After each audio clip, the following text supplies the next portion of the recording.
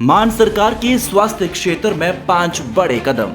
आम आदमी क्लिनिक की स्वास्थ्य सेवाएं अब घर बैठे व्हाट्सएप पर उपलब्ध। आम आदमी क्लिनिकों में 107 तरह की मुफ्त दवाइयां। आम आदमी क्लिनिकों में 47 तरह के मुफ्त टेस्ट। आम आदमी क्लिनिकों में एंटी रेबीज का मुफ्त टीका। आम आदमी क्लिनिकों में गर्भवती महिलाओं का मुफ्त इलाज। यही है नया पंजाब, जहां इलाज भी मुफ्त और मान सम्मान भी पूरा, क्योंकि लोगों की सेहत है सरकार की जिम्मेदारी। नमस्कार, दिन भर की बड़ी खबरों में आपका स्वागत है। मैं हूं आंचल। आज इस बुलेटिन में बात होगी एटम बम के बाद राहुल के हाइड्रोजन बम के ऐलान की, एसआईआर पर सुप्रीम कोर्ट के आदेश की, देखेंगे बिहार चुनाव से पहले कैसे जेडीयू में पड़ गई फूट, क्यों गडकरी के निशाने पर आई मोदी सरकार, जानेंगे उपराष्ट्रपति चुनाव को लेकर बी सुदर्शन रेड्डी ने सीपी राधाकृष्णन को दी क्या चुनौती, और बुलेटिन के आखिर में देखेंगे जाने माने कार्टूनिस्ट इरफान की किस खबर पर पड़ी तिरछी नजर। लेकिन दिन भर की तमाम बड़ी खबरों से पहले एक नजर आज की सुर्खियों पर। सीनियर वकील प्रशांत भूषण ने उठाया चुनाव प्रक्रिया में गड़बड़ी का मुद्दा, पेपर कटिंग की शेयर, ड्राफ्ट वोटर लिस्ट को बताया स्कैम। 18,000 हल्फनामों में से सिर्फ 14 का मिला जवाब, अखिलेश यादव ने चुनाव आयोग को बताया जुगाड़ आयोग। पंचायत चुनावों में 1 करोड़ से ज्यादा मतदाताओं के नाम काटने का उठाया मुद्दा। अफगानिस्तान में भूकंप से 800 लोगों की गई जान, 2500 घायल। आधी रात को 6.3 की तीव्रता का आया भूकंप, सोते हुए लोगों को बचने का नहीं मिला मौका। हरे निशान पर बंद हुआ शेयर बाजार, 554 अंकों के उछाल के साथ 80,364 पर बंद हुआ सेंसेक्स, तो 198 अंकों की तेजी के साथ 24,625 पर बंद हुआ निफ्टी। ये तो थी सुर्खियां। अब बात आज की सबसे बड़ी खबर की। बिहार में राहुल गांधी के नेतृत्व में चल रही वोटर अधिकार यात्रा का समापन हो गया, लेकिन महागठबंधन ने ऐलान कर दिया है कि लड़ाई जारी रहेगी। लड़ाई वोट चोरी रोकने की है, जिससे सिर्फ बिहार में नहीं बल्कि पूरे देश में लड़ा जाएगा। यात्रा के समापन पर राहुल गांधी ने चुनाव आयोग और मोदी सरकार पर तीखा हमला बोला।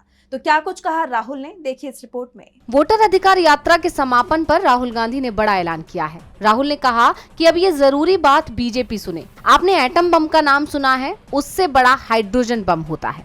महादेवपुरा में हमने एटम बम गिराया था। बीजेपी के लोग तैयार हो जाओ, हाइड्रोजन बम आ रहा है। वोट चोरी की सच्चाई है वो पूरे देश को पता लगने जा रही है। हाइड्रोजन बम के बाद मोदी जी अपना चेहरा इस देश को नहीं दिखा पाएंगे। राहुल गांधी ने कर्नाटक की महादेवपुरा सीट को लेकर बड़ा खुलासा किया था। उन्होंने वोटर लिस्ट में धांधली के सबूत सामने रखते हुए बताया था कि एक विधानसभा सीट पर 1 लाख से ज्यादा फर्जी वोटर जोड़े गए और अब हाइड्रोजन बम आने वाला है। ऐसे में सवाल उठ रहे हैं कि क्या पीएम मोदी के संसदीय क्षेत्र वाराणसी को लेकर राहुल बड़ा खुलासा करेंगे, या फिर लोकसभा चुनाव में हुई धांधली का कोई बड़ा सबूत राहुल के हाथ लग गया है। इसके अलावा राहुल ने एक बार फिर महाराष्ट्र में वोट चोरी का आरोप लगाते हुए कहा, महाराष्ट्र में लोकसभा चुनाव के बाद 1 करोड़ वोट जोड़े गए। लोकसभा में हमारे गठबंधन को जो वोट मिला उतना ही विधानसभा में मिला, लेकिन जो 1 करोड़ वोट जोड़े गए वो बीजेपी के खाते में चले गए। लोकसभा हम जीते, लेकिन विधानसभा में हमारी तीनों की तीनों मजबूत पार्टियां साफ हो गईं, क्योंकि चुनाव आयोग ने और बीजेपी ने मिलकर वोट चोरी की। राहुल ने ये भी कहा कि जिन लोगों ने महात्मा गांधी की जान ली वो लोग आज संविधान बदलना चाहते हैं, इसलिए हमने बिहार में वोटर अधिकार यात्रा की। यात्रा में कांग्रेस अध्यक्ष मल्लिकार्जुन खड़गे ने कहा कि डबल इंजन की सरकार 6 महीने में गिर जाएगी। तो वहीं आरजेडी नेता तेजस्वी यादव ने कहा, ये बिहार की धरती है, ये लोकतंत्र की जननी है। बीजेपी ने चुनाव आयोग के साथ मिलकर लोकतंत्र को ही खत्म कर दिया है। ये बीजेपी के लोगों का दिमाग घुटने में है। मोदी जी चाहते हैं कि फैक्ट्री लगाएंगे गुजरात में और विक्ट्री चाहिए बिहार में।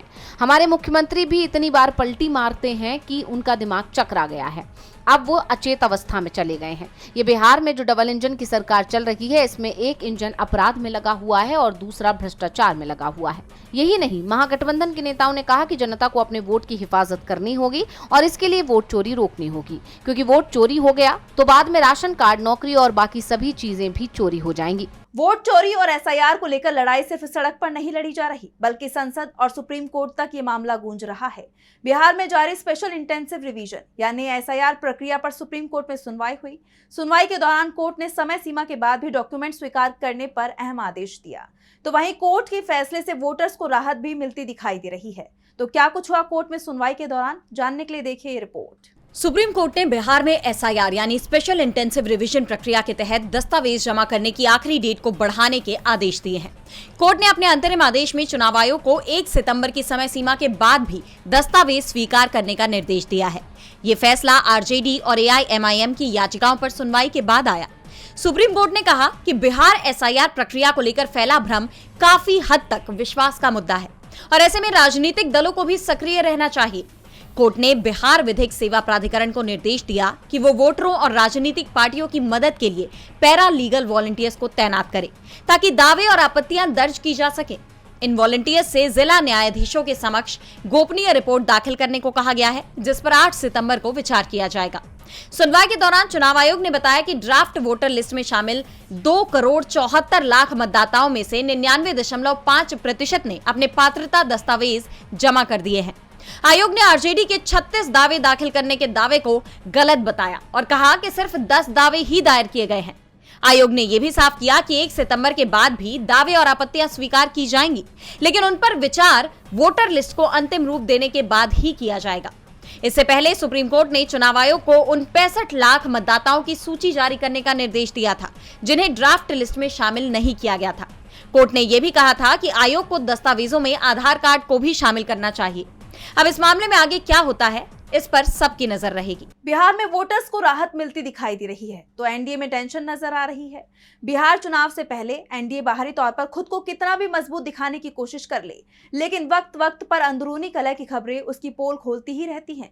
अब जेडीयू को लेकर खबर सामने आई है। जेडीयू के मुख्य प्रवक्ता ने पार्टी और केंद्रीय मंत्री ललन सिंह के खिलाफ मोर्चा खोल दिया है, जिससे राज्य में कई तरह की चर्चाएं शुरू हो गई हैं।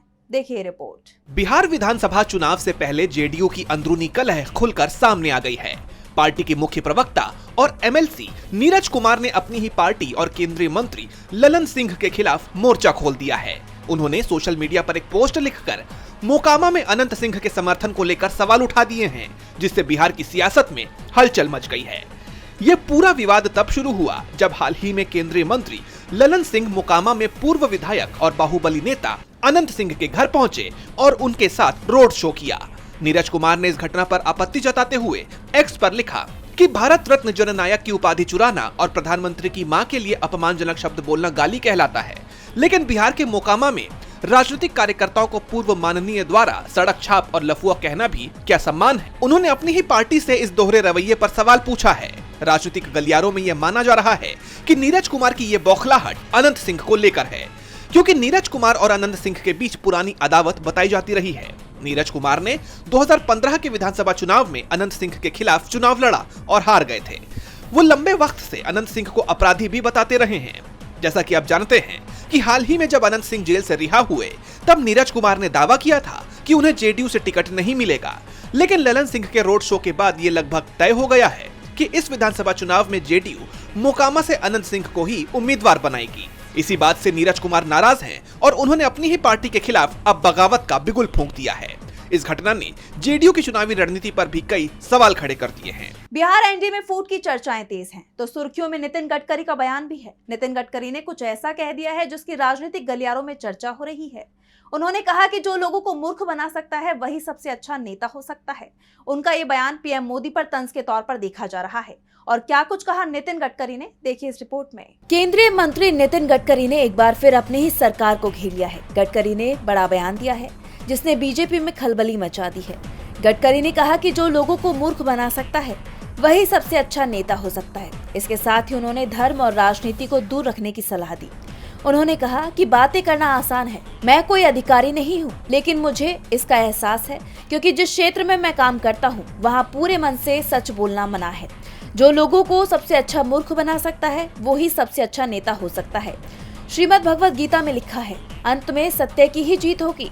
इसके अलावा उन्होंने नसीहत देते हुए कहा कि धर्म और काज को मंत्रियों से दूर रखना चाहिए। धार्मिक कार्य, सामाजिक कार्य और राजनीति अलग अलग चीजें हैं। अगर धर्म को सत्ता सौंप दी जाए तो उसे नुकसान होगा। मंत्री जहां भी जाते हैं वहां आग लगाने से खुद को रोक नहीं पाते।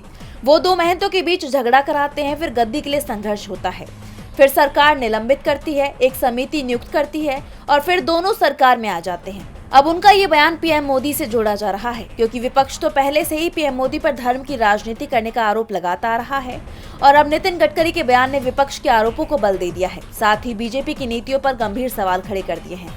ऐसे में पीएम मोदी बुरी तरह घिरते दिखाई दे रही हैं। अब गडकरी के इस बयान का बीजेपी खेमे में क्या असर होता है, ये देखना होगा। गडकरी के बयान ने बीजेपी में खलबली मचा दी है, तो उपराष्ट्रपति चुनाव भी काफी दिलचस्प होता जा रहा है। दोनों ही गठबंधनों के उम्मीदवार अपने लिए समर्थन जुटाने में लगे हैं। इसी सिलसिले में इंडिया गठबंधन के उपराष्ट्रपति पद के उम्मीदवार बी सुदर्शन रेड्डी हैदराबाद पहुंचे, जहां उन्होंने सीएम रेवंत रेड्डी के साथ प्रेस कॉन्फ्रेंस में हिस्सा लिया।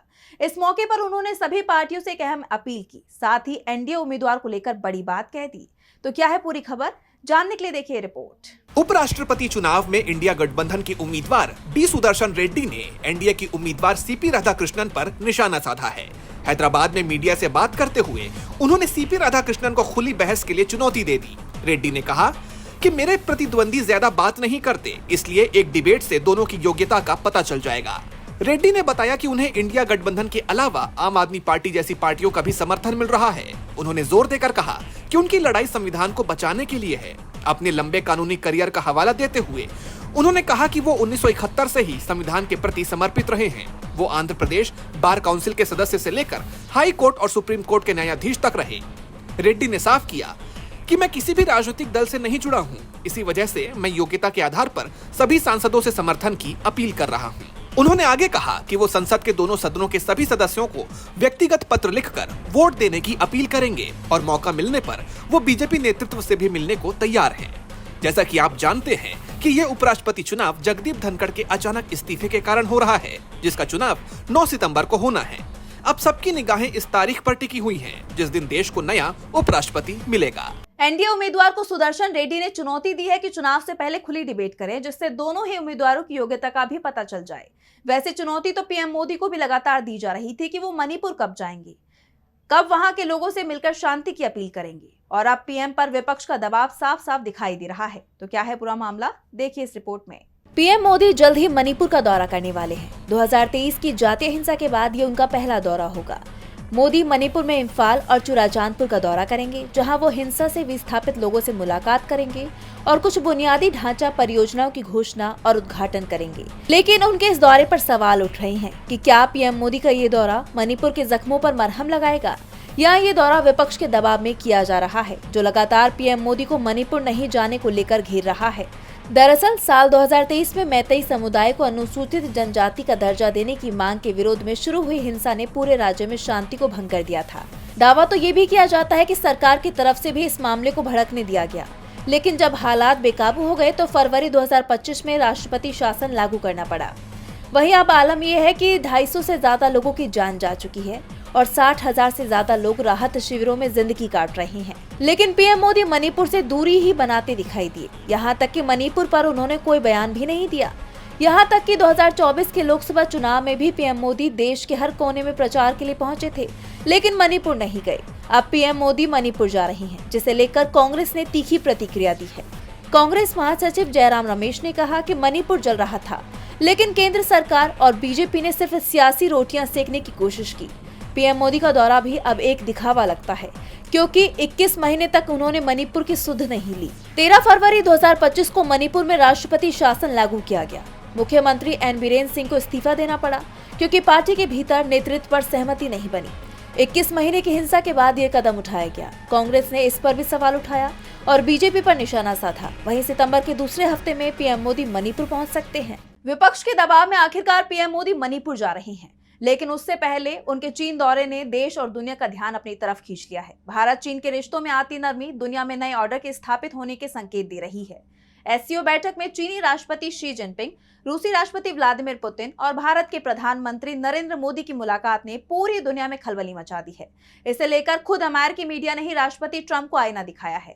तो एससीओ बैठक ने कैसे अमेरिका की बढ़ाई टेंशन, जानने के लिए देखिए ये रिपोर्ट। चीन में तमाम देशों के नेताओं का जमावड़ा लगा हुआ है। पीएम मोदी के 7 साल बाद चीन जाने को लेकर पहले से ही ये बैठक सुर्खियों में है और अब चीनी राष्ट्रपति शी जिनपिंग, रूसी राष्ट्रपति व्लादिमीर पुतिन और भारत के प्रधानमंत्री नरेंद्र मोदी की मुलाकात ने पूरी दुनिया का ध्यान अपनी तरफ खींच लिया। तीनों नेताओं की ये मुलाकात ऐसे वक्त में हुई है जब अमेरिकी राष्ट्रपति डोनाल्ड ट्रंप ने तीनों ही देशों के खिलाफ सख्त रुख अपनाया हुआ है। वो भारत पर रूस से व्यापार खत्म करने का दबाव बना रहे हैं। उन्होंने भारत पर 50% टैरिफ भी लगाया हुआ है, जबकि रूस पर तो पहले से ही कई प्रतिबंध लगे हुए हैं। इन हालात में पीएम मोदी ने एससीओ बैठक के इतर पुतिन के साथ द्विपक्षीय बैठक भी की और रूस यूक्रेन युद्ध पर भी चर्चा की। बैठक के बाद पुतिन ने कहा कि मुश्किल हालात में भी भारत रूस साथ है। दोनों नेताओं की इस मुलाकात को अमेरिका के लिए कड़े संदेश के रूप में देखा जा रहा है। वहीं चीन और भारत की बढ़ती नजदीकी भी अमेरिका की टेंशन को बढ़ा रही है। एससीओ समिट के घोषणा पत्र में पहलगाम में हुए आतंकवादी हमले की कड़ी निंदा की गई। गौरतलब है कि इससे पहले जून में हुई रक्षा मंत्रियों की बैठक के दौरान एससीओ के घोषणा पत्र में पहलगाम हमले का जिक्र भी नहीं था। इसे लेकर भारत ने नाराजगी भी जताई थी, लेकिन अब पीएम मोदी के साथ जिस तरह चीनी राष्ट्रपति की द्विपक्षीय मुलाकात हुई, उन्होंने रिश्तों को मजबूत करने पर प्रतिबद्धता जताई और अब एससीओ बैठक में भारत की मांग को रेखांकित भी किया गया, जिसके बाद एशियाई ताकतों के एकजुट होने की चर्चा चल रही है, जो दुनिया में नया ऑर्डर स्थापित कर सकता है। इसे लेकर अमेरिकी अखबार न्यूयॉर्क टाइम्स ने भी राष्ट्रपति डोनाल्ड ट्रंप को घेरा है। उन्होंने कहा कि चीन के खिलाफ भारत अमेरिका का विकल्प था, लेकिन ट्रंप ने इसे खत्म कर दिया। न्यूयॉर्क टाइम्स ही नहीं, कई जानकारों का भी यही कहना है कि अमेरिका ने भारत को चीन से हाथ मिलाने पर मजबूर किया है और इसका नुकसान भी अब उसे ही उठाना पड़ेगा। और बुलेटिन के आखिर में देखेंगे जाने माने कार्टूनिस्ट इरफान की किस खबर पर पड़ी तिरछी नजर।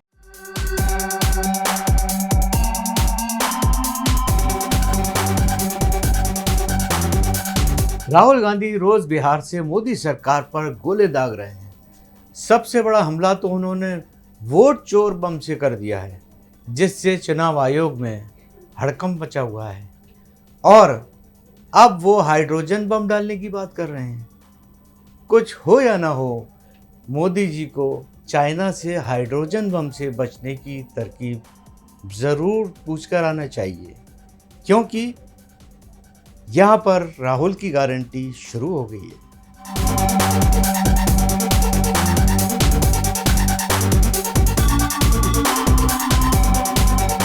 बहुत बहुत शुक्रिया इरफान जी। तो आज इस बुलेटिन में बस इतना ही। आप देखते रहिए डीवी लाइव। नमस्कार।